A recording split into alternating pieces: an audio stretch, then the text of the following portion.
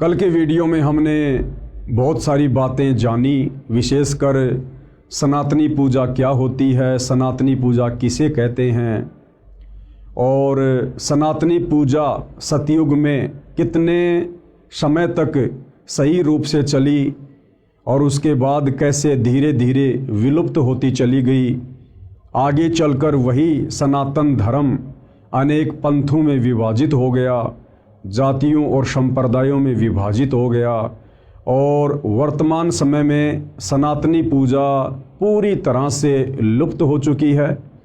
और पुनः सनातनी पूजा का उत्थान करने के लिए सतलोक से चलकर स्वयं कबीर साहिब सतगुरु रामपाल जी के नाम से धरती पर प्रकट होकर उसी सनातनी पूजा को पुनः लागू कर रहे हैं और निसंदेह 2028 के बाद वह सनातनी पूजा, आदि सनातनी पूजा पूरे विश्व में एक बार पुनः लागू होगी।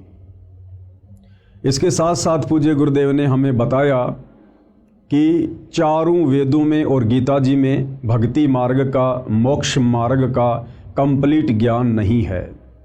उसके लिए हमने सूक्ष्म वेद को आधार बनाना पड़ेगा। सूक्ष्म वेद यानी कबीर परमात्मा स्वयं पृथ्वी पर चलकर संत रूप में जब ज्ञान देते हैं, उस ज्ञान को लिपिबद्ध कर लिया जाता है, जिसको कबीर वाणी के नाम से भी जाना जाता है।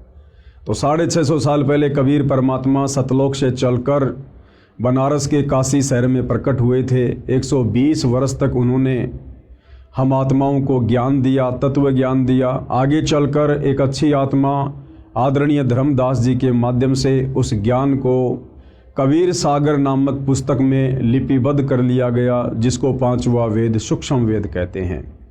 लेकिन आगे चलकर धीरे धीरे काल प्रेरणा से, काल के द्वारा भेजे गए संतों ने उस कबीर सागर के ज्ञान में भी मिलावट करनी शुरू कर दी, जिस कारण से कबीर परमेश्वर को पुनः आज से लगभग 300 वर्ष पहले गांव छुडानी, जिला झज्जर, हरियाणा में आदरणीय गरीबदास जी के रूप में प्रकट होना पड़ा। एक सांसारिक जीवन उन्होंने जिया। हालांकि परमात्मा कभी किसी माँ के गर्भ से जन्म लेकर नहीं आता है, लेकिन समर्थ उसको कहते हैं जो कुछ भी लीला कर सकता है। तो हम जीव आत्माओं की चरम दृष्टि को धोखा देते हुए कबीर परमेश्वर स्वयं गरीबदास जी के रूप में प्रकट हुए। उन्होंने एक मुँह बोली माँ बनाई, एक मुँह बोला पिता बनाया और इस अध्यात्म को पुनः उन्होंने जीवित किया।